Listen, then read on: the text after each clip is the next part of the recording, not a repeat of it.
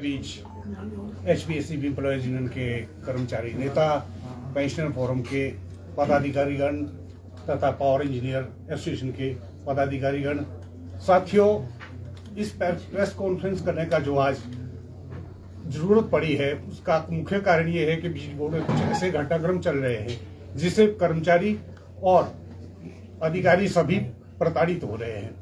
पिछले दिनों बिजली बोर्ड में जॉइंट एक्शन फ्रंट के दो नेताओं को, जो उसके कन्वीनियर है इंजीनियर लोकेश ठाकुर जी और को कन्वीनियर श्री हीरालाल वर्मा जी को चार्जशीट कर दिया गया है क्योंकि उन्होंने प्रेस कॉन्फ्रेंस की और बिजली बोर्ड ने उसी बेस पे उनको जो चार्जशीट कर दिया।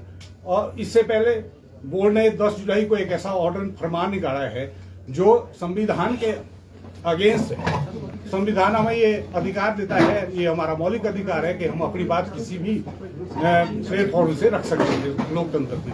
परंतु बिजली बोर्ड ने एक ऐसा आदेश जारी कर दिया जिसमें ये प्रतिबंध लगा दिया कि आप बिजली बोर्ड के किसी भी कार्यालय के कॉम्प्लेक्स में किसी भी तरह की कोई गेट मीटिंग और रैली नहीं कर सकते, जो कि हमारे अधिकारों पर एक कुठाराघात है। और ट्रेड यूनियन भी हमें इस चीज के लिए अलाउ करती है कि हम अपने बात रखने के लिए कहीं पर भी अपने कॉम्प्लेक्स में रैली कर सकते हैं, धरना कर सकते हैं, गेट मीटिंग कर सकते हैं। इस पर भी इन सभी चीजों के ऊपर आज सभी लोगों को, पेंशनर्स को, पावर इंजीनियर एसोसिएशन को, बाकी जो लोग कर्मचारी कार्य कर रहे हैं उनको भी इसके बारे में अपना रोष व्यक्त किया है। और इसी संदर्भ में इसके रिजेंटमेंट में हम जो है एक स्पेशल मांग पत्र लेकर के 7 तारीख को कुम्हार हाउस में धरना देने जा रहे हैं, जिसमें सारे पेंशनर्स, इंजीनियर्स, वर्किंग क्लास और आउटसोर्स के साथी तथा सभी कर्मचारी बिजली बोर्ड के उसमें भाग लेंगे। हमारी मुख्य मांगों में सबसे पहले है कि विक्टिमाइजेशन को दूर किया जाए। जो जॉइंट एक्शन फ्रंट के नेताओं को चार्जशीट दी गई है उसको इमीडिएट विड्रॉ किया जाए और उनको जो है बहाल किया जाए, उनका स्टेटस जिस स्टेटस में वो है। दूसरी मांग थी कि ओपीएस के लिए नीति बनाई जाए और इसमें डिटेल में आपको डी.के. शर्मा जी इसको एलोबरेट करेंगे।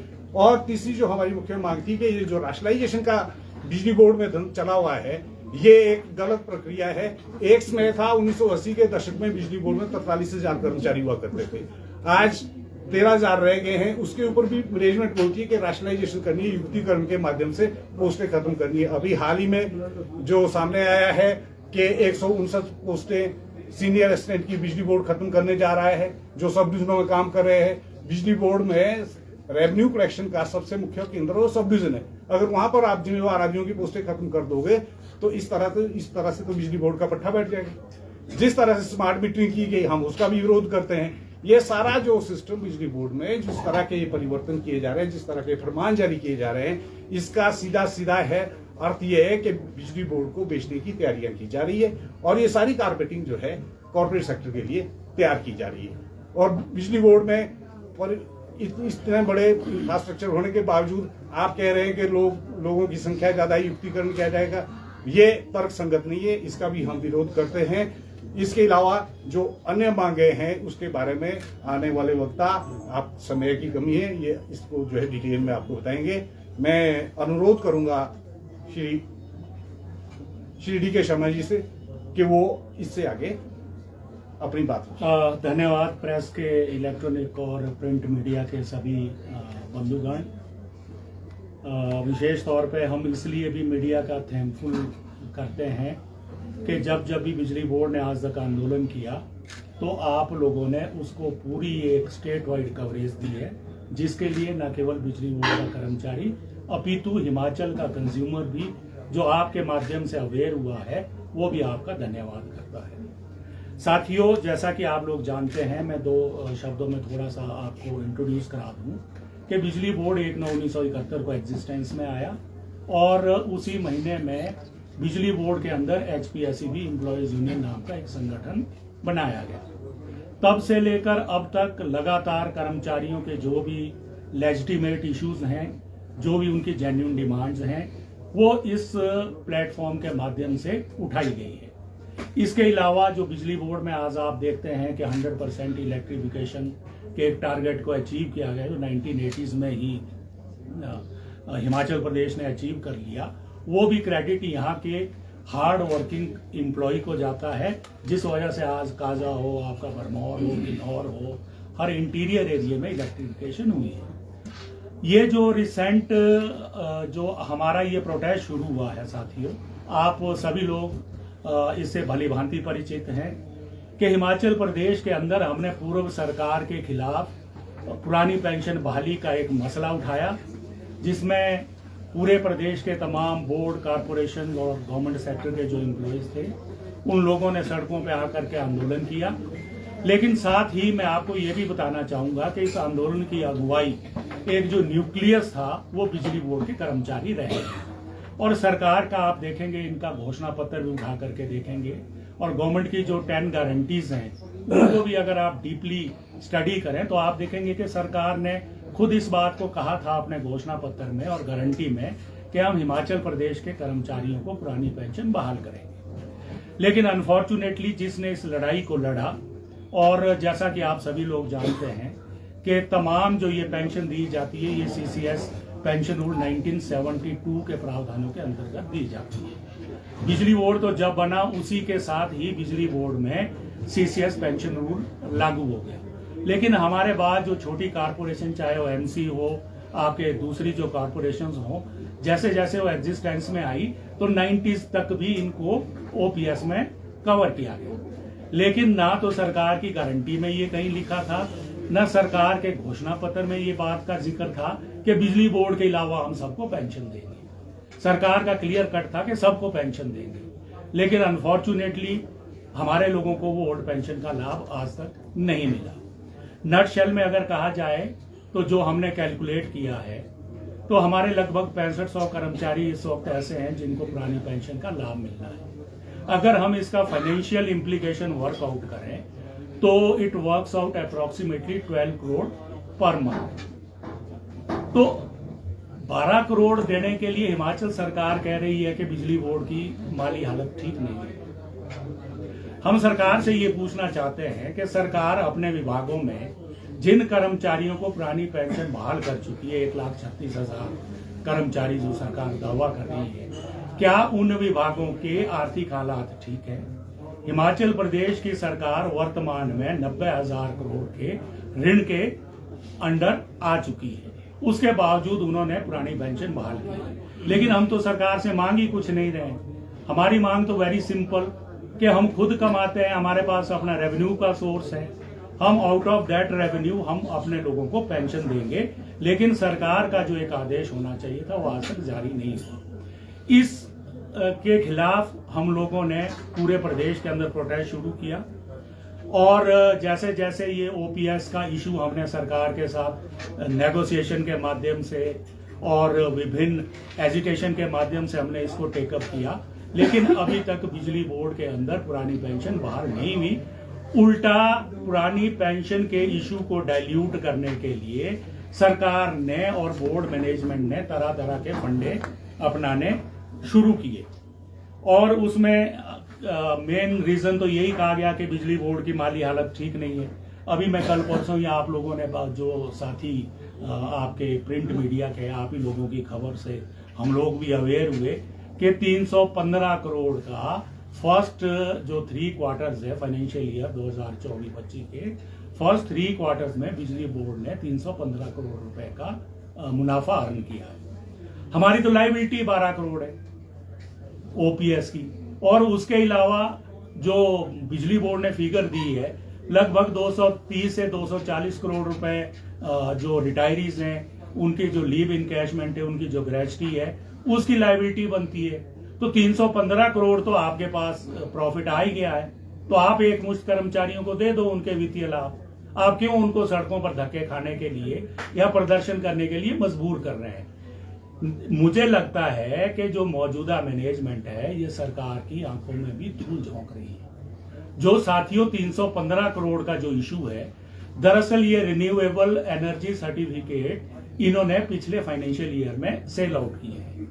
अब जो हमारा बिजली बोर्ड का जो जिसको हम एक्यूमुलेटिव लॉस कहते हैं, दैट इज 3742 करोड़। अब ये 3742 करोड़ में से अगर 315 करोड़ हम लेस भी कर दें तो भी आपका 3400 करोड़ का तो घाटा अपनी जगह में खड़ा है ही है। अगर इसको दूसरी टर्म में मैं एक्सप्लेन करूं तो जो आपकी कॉन्ट्रैक्टर्स प्लस आपकी पेंशनर्स की जो लाइबिलिटी है, करंट लाइबिलिटी, ये लगभग 500 करोड़ 510 करोड़ के आसपास का अमाउंट है। तो अगर ये 315 करोड़ रुपए भी ये दे दें तभी तो 200 करोड़ का घाटा ही है। तो या तो सरकार को ये फिगर समझ नहीं आ रही है, या बोर्ड मैनेजमेंट ने अपनी जो बैलेंस शीट है उसको दुरुस्त करने के लिए एक फिगर की जगलरी की है।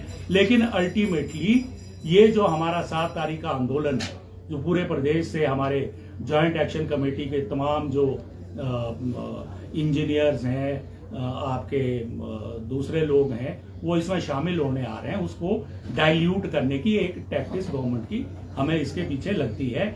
लेकिन ये बात सही नहीं है कि बिजली बोर्ड को 315 करोड़ का फायदा हुआ।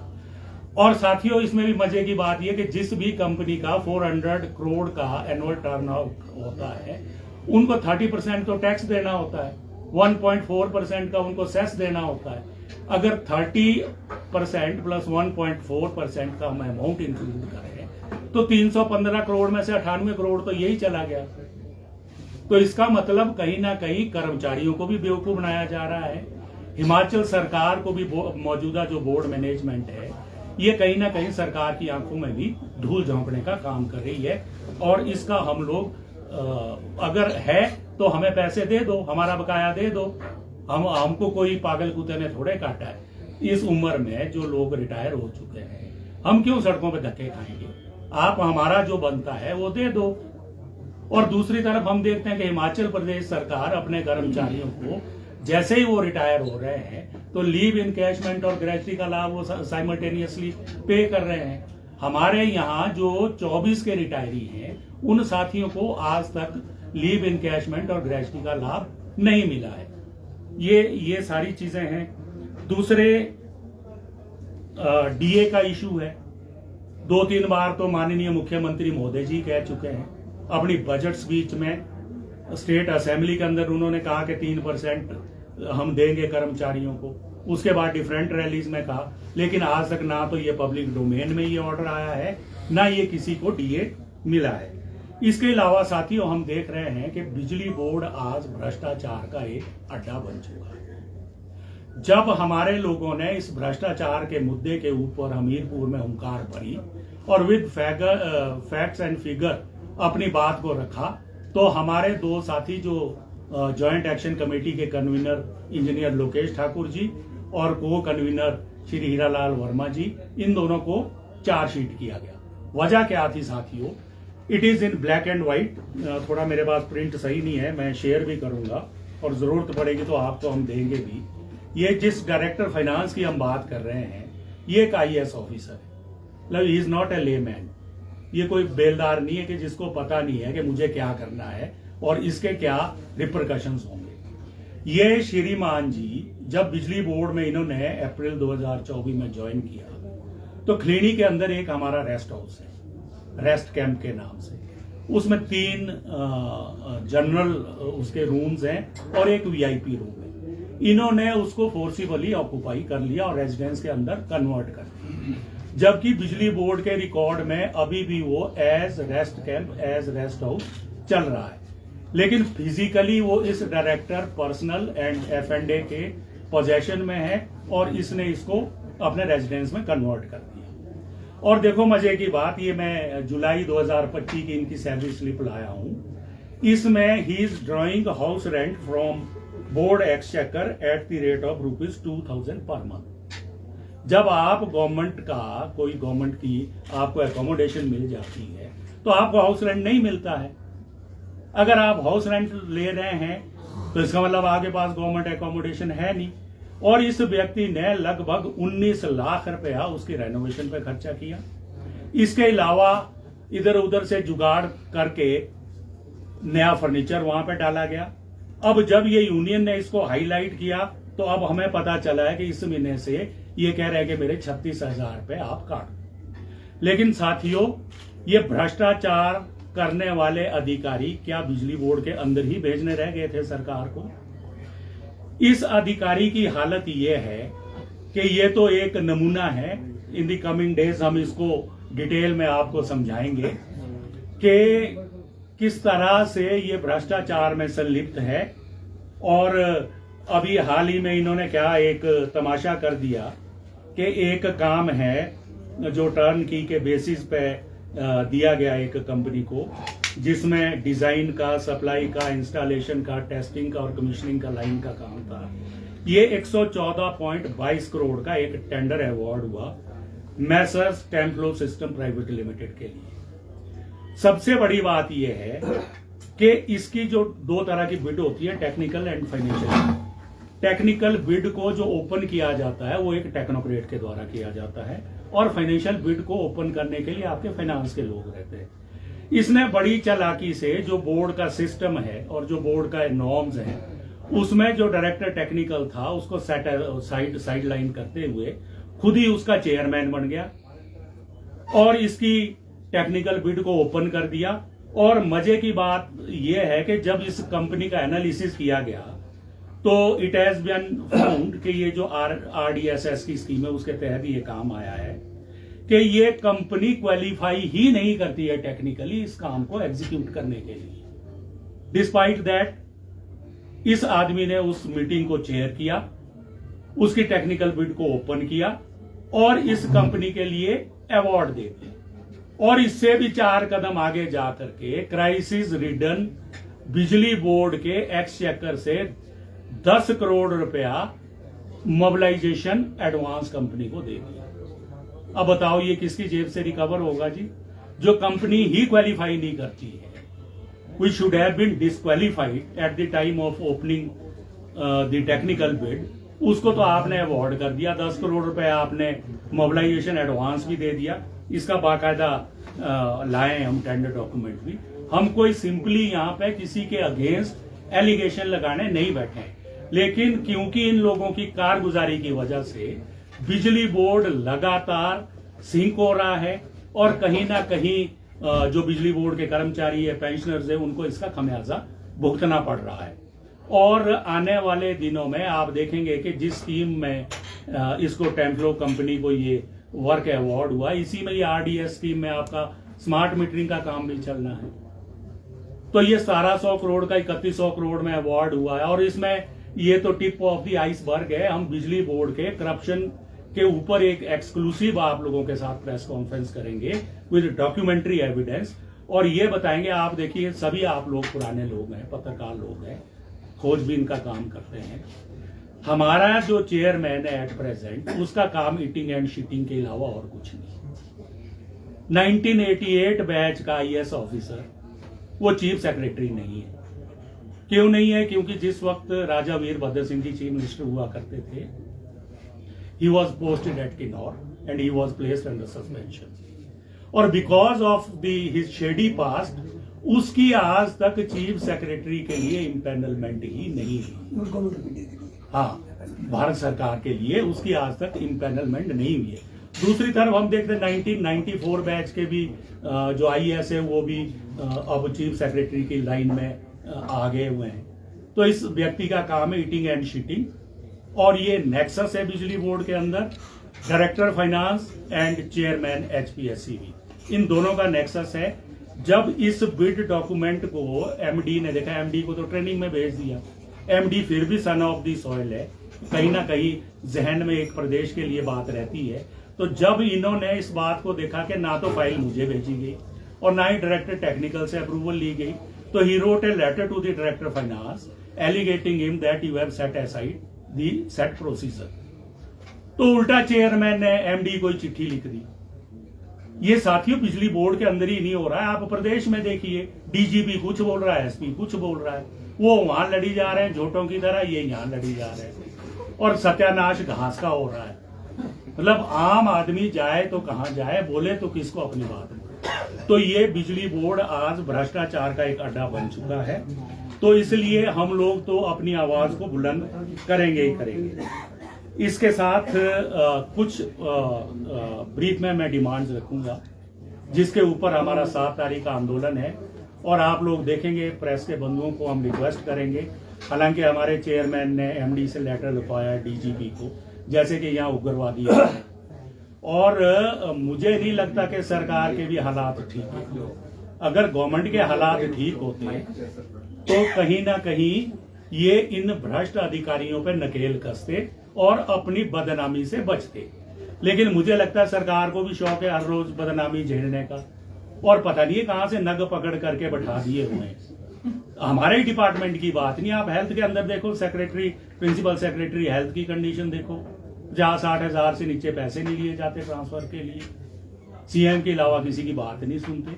एजुकेशन के अंदर जाओ, वहां की हालत पतली। तो ये जिस तरह से प्रदेश का बंटाधार करने पे तुले हैं, हम तो प्रदेश के तमाम कर्मचारियों से ये अपील करते हैं कि हम लोग तो लड़ ही रहे हैं। हमने तो 91-92 की भी हड़ताल की, ठीक है ना, उससे पहले कैपिटल अलाउंस की भी हड़तालें की। हमारा तो ये संघर्षों का एक इतिहास है।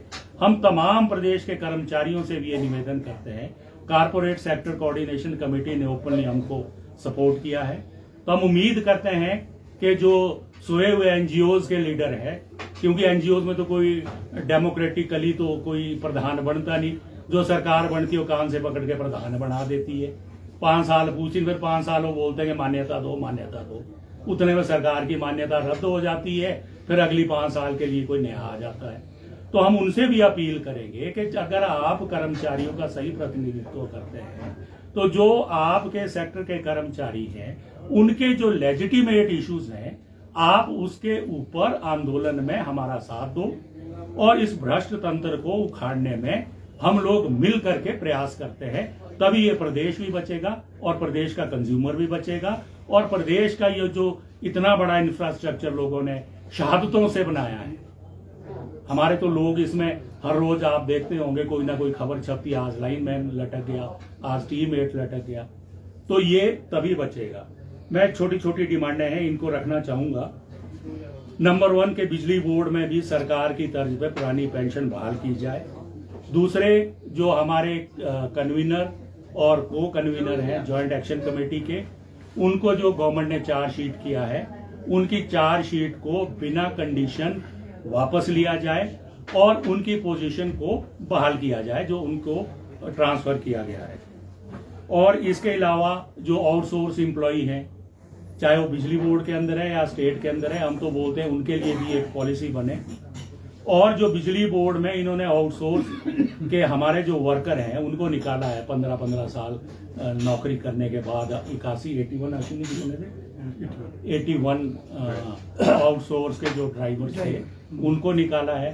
51 इंजीनियर्स की पोस्टें खत्म की है, उनको भी आप रिस्टोर करें।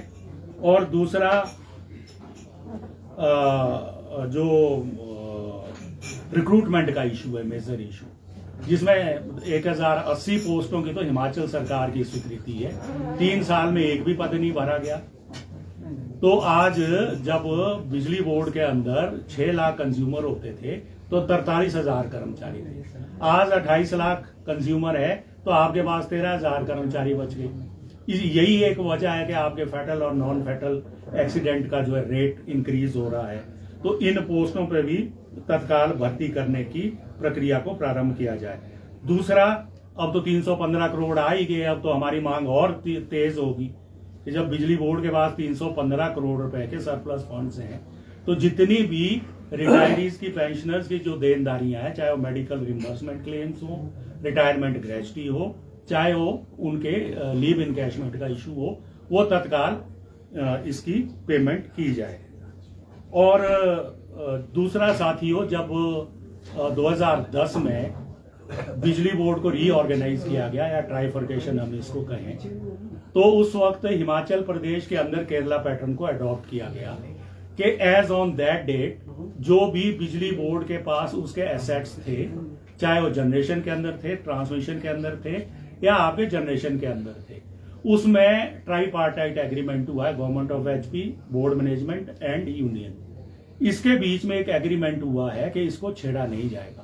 आज बात क्या हो रही है कि 60 kV एंड एबव की ट्रांसमिशन लाइंस आप एचपीटीसीएल को दो। भाई वो तो साले वो तो लोन खा के बैठ गए एडीबी का, और ऐसी ऐसी जगहों में उन्होंने सब स्टेशन बना दिए जहां पावर प्रोजेक्ट ही नहीं है। उनका जो जितना भी ट्रांसमिशन का इंफ्रास्ट्रक्चर है वो सिर्फ 15% यूटिलाइज हो रहा है, 85% वो वेस्ट है, और वो 85% के भी चार्जेस बिजली बोर्ड से ले रहा है। अगर वो 85% के चार्जेस हटा दे, बिलिंग चार्जेस, तो आपका टैरिफ तो वैसे ही कम आ जाएगा। हिमाचल प्रदेश के उपभोक्ताओं को तो और राहत मिल जाएगी। तो इसलिए उस जो ट्राईपार्टाइट एग्रीमेंट हुआ है 2010 में, प्रेजेंट गवर्नमेंट और प्रेजेंट मैनेजमेंट उसको भी ऑनर करे, उसके साथ कोई छेड़ाखानी नहीं की जाए, और जो हमारे पास एसेट्स है उनको एज इट इज बिजली बोर्ड के पास रखा जाए। इसके अलावा इन तमाम मुद्दों के ऊपर अगर सरकार जरा भी कहीं सेंस ऑफ रिस्पॉन्सिबिलिटी बची है तो बोर्ड मैनेजमेंट को डायरेक्ट करे कि टाइम बाउंड मैनर में जो हमारी जॉइंट एक्शन कमेटी है इनको वार्ता के लिए बुलाया जाए। 7 तारीख से पहले आपके पास 3 दिन बचे हुए हैं। जब तो हमारा कर्मचारी चंबा से मार्च करेगा, काजा से आना शुरू हो जाएगा, तो बातचीत के लिए भी हम नहीं अवेलेबल हो पाएंगे। तो अभी इनके पास टाइम है, ये बैठे, जो भी हमारे जेन्युइन डिमांड्स है उनके ऊपर वार्ता की जाए। और इसके अलावा साथियों, आपने देखा होगा कि हमारे चेयरमैन साहब ने डीजीपी को चिट्ठी लिख दी कि भाई यहाँ ये असेंबल नहीं होने देने। अरे भाई, हमने तो इसी लोअर बाजार में 1991 में जब हमारी लीडरशिप को एस्मा हमारे लोगों पे लगा, नेशनल सिक्योरिटी एक्ट हमारे लोगों पे लगा, टर्मिनेशन हमारे लोगों की हुई, डिसमिसल हमारे लोगों की हुई, गोलियां हम पे चलाई गई, black cat commando Shanta Kumar ji ने पंजाब से बुलाए, कॉफी हाउस की सीढ़ियों में हम जाने कैसे पलटियां खाते हुए गिरे थे। और जब हम इस बाजार से डेमोन्स्ट्रेशन लेके जाते थे डीसी ऑफिस टू नाज, तो खौलता हुआ पानी भी लोगों ने हमारे ऊपर फेंका। लेकिन हमारी चमड़ी तब भी ऐसी थी, आज भी चमड़ी ऐसी है। हम तो तब नहीं डरे, अब तुम्हारे से क्या डरेंगे। तो इसलिए हम, क्योंकि पीसफुली, डेमोक्रेटिकली, और जो कॉन्स्टिट्यूशन ऑफ इंडिया हमें फंडामेंटल राइट देता है to assemble, to form the union, और गवर्नमेंट की पॉलिसी को अपोज करने का जो फंडामेंटल रूल्स हमको एक राइट देता है, हम उसको एक्सरसाइज करेंगे। हमने ना आज तक कभी गवर्नमेंट प्रॉपर्टी को लॉस पहुंचाया, ना आने वाले दिनों में कोई हमारी ऐसी मंशा है। लेकिन हम तमाम उन साथियों से भी जो हमारे ज्वाइंट एक्शन कमेटी के साथी हैं, पूरे प्रदेश भर से जो आ रहे हैं, हम उनसे भी अपील करना चाहेंगे आपके माध्यम से कि सरकार से के दुष्प्रचार से और मैनेजमेंट के दुष्प्रचार से वो लोग भ्रमित ना हो। 7 तारीख का कार्यक्रम आप लोग देखेंगे। It is going to be a very historical agitation in the history of the trade union of Himachal Pradesh. मैं ज्यादा बात ना कहता हुआ, हमारे सीनियर साथी हमारे बीच में है, TR Gupta ji, chief accounts officer, 2 minute में अपनी बात रखेंगे। प्रेस के बंधुओं,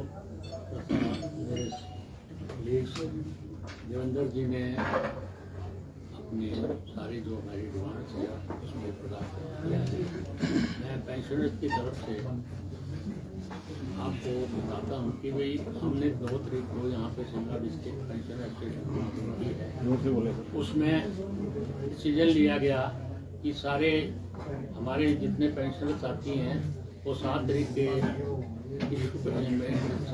एजुकेशन में भाग लेंगे, और सारे प्रदेश से पेंशनर भाई इसमें शामिल होंगे। और इस बारे में हमने मीडिया में भी सर्कुलेट किया है और काफ़ी न्यूज़पेपर्स में ये छपा भी है। साथियों, हमारा जो पेंशनर्स का इशू है, इनकी डिमांडों के साथ आगे जो एरियर्स हैं, जो गवर्नमेंट, जो बोर्ड ने हमको एश्योर किया था कि जो गवर्नमेंट जब देगी हम आपको साथ साथ दे देंगे, तो ये 65 से 70 गवर्नमेंट ने दे दिया और हमारे बोर्ड ने भी दे दिया। उसके बाद 70 से 75 का एक ऑर्डर हुआ है कि भाई इसको हम जैसे गवर्नमेंट करेगी आपको दे देंगे, परंतु उस ऑर्डर हुए को 1 महीने से ऑर्डर हो गया है, अभी तक 70 से 75 करोड़ को कोई पेंशन का एरिया नहीं दिया गया। और हमारे साथ कुछ नेगोशिएशन हुई थी जिसमें कुछ इशूज हमने उठाए थे, उसमें भी अभी पेंडेंसी चल रही है, उनको भी अभी तक सेटल नहीं किया गया। तो इसलिए हम सब साथी इकट्ठे होकर 7 तारीख को हमारा उसमें इन सभी इशूज पे प्रेजेंट रहेंगे, और जो भी आदेश हमारी ज्वाइंट एक्शन कमेटी का आएगा उसको हम फॉलो करो। धन्यवाद। 2 मिनट में साथी लायक राम जी अपनी बात रखें, फिर इनको वाइंड अप करें। तमाम साथियों, मैं रायक ठाकुर, रिटायर्ड फ्रॉम बिजली बोर्ड। मैं आपका ध्यान थोड़ा पीछे ले जाना चाहता हूँ, हिस्ट्री ऑफ द बिजली बोर्ड। पहले बिजली बोर्ड था नहीं, तो it was a part of the PWD। 65